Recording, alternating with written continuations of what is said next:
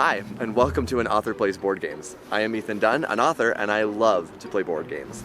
Today, we're going to be looking at Bomb Busters, which was designed by Hisashi Hayashi and was illustrated by Dom 2D. It's a great game. I'm excited to talk to you about it, so let's just jump right in.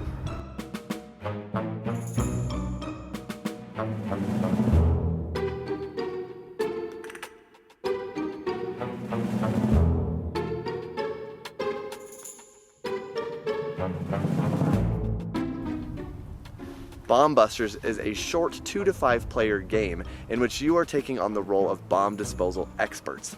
You are going to be cutting wires and hoping that you do not hit a red wire along the way. Each player is going to set up by having in front of them a tray filled with different colored wires. Most of them are going to be blue with numbers on them, but you'll also see some yellow wires and red wires with their own numbers, although the yellow and the red wires are going to have point decimal numbers on them.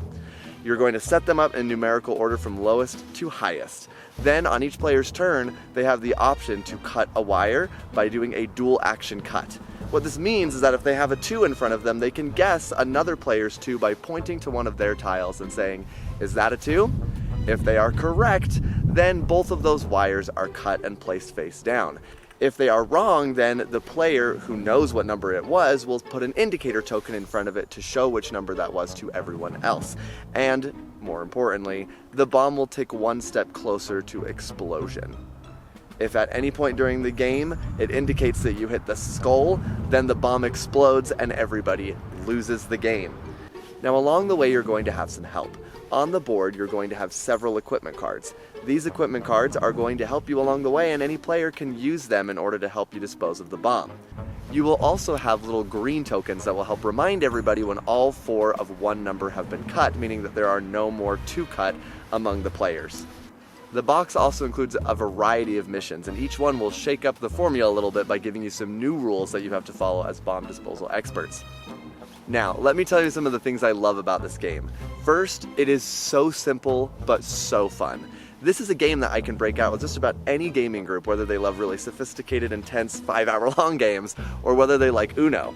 This game is really easy to teach, really short to teach, and once you get it on the table and everyone starts playing, it's actually really easy for people to get a hang of it. That being said, despite its simplicity, it is so much fun. The level of intensity you can get from a game where very little is happening other than just cutting each other's wires and using equipment cards is amazing. It is such a tight game, it is a fun game, rounds only last about 20 minutes, max, sometimes they go even less than that, and it is just a riot to play with just about any crowd that you can think of because of its simplicity and because of how much fun that they get out of that simplicity. The second thing I love about this game is I adore legacy style gaming. I know that some gamers are not really into the legacy style. I really like it. And the reason that I like legacy style games is I get to feel more of that story narrative in it. So one of the things that I adore about the game is that it comes with kind of a legacy style presentation. Inside the box there are various other boxes that each represent a different villain. And those villains all come with their own rules, their own missions, and their own wrinkles to the game that are really exciting. Now, I loved the boxes in the legacy style game. I love the stickers that are inside. I don't want to spoil too much about the actual plot details. But I will say the very end of that first box, I was totally surprised and elated at what that final round looked like and the crazy twists that were thrown into the game. It really does feel like a legacy style game, but one that you can keep playing forever. I've owned this game for several years and I have only gotten through about 30 of the missions. There are so many more to explore and I haven't even gotten to them yet. The third thing I love about this game is that it is all wrapped together with a beautiful design. I love the cartoon characters. I think they're so much fun to look at. As a matter of fact, me and my friends when we played it said that we could just see a really funny movie or TV show based on Bomb Busters with these little cartoon characters trying to dispose of these bombs.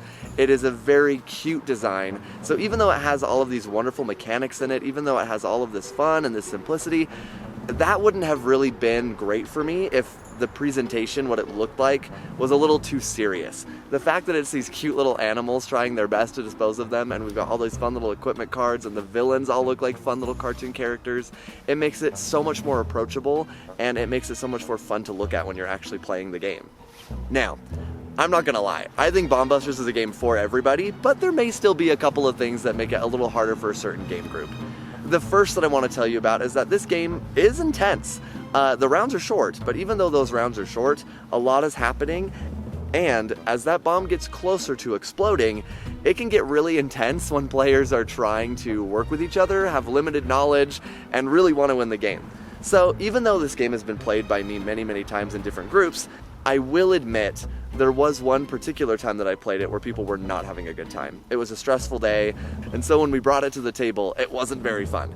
So I really recommend that you play this with a group of people who are ready to laugh and have a lot of fun and are not taking the game too seriously.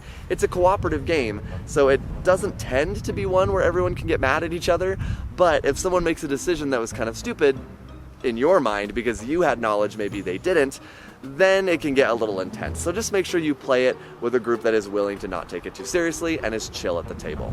The next thing, and this isn't necessarily one that I think will make it a game not for you, but it's one you should be aware of, is all the different missions do have some different sets of rules. So there's going to be a majority of missions that you adore, and there may be an occasional one where you're not as big of a fan of what they were presenting to you. So when playing the game, just recognize that some missions may jive with you more than others, but most of them are fantastic. I did have one or two that I didn't like as much, but I still had a great time playing. So just be aware that depending on the mission, your mileage may vary. As usual, being an author, I like to talk about, does it have a great story with it? And I'm gonna say with this one, not necessarily built into it, no, but my group was able to very easily find a story in it. The first villain looks like a mad scientist, and me and my players all kind of created this lore around him and who he was and started naming the villains as we got to those boxes.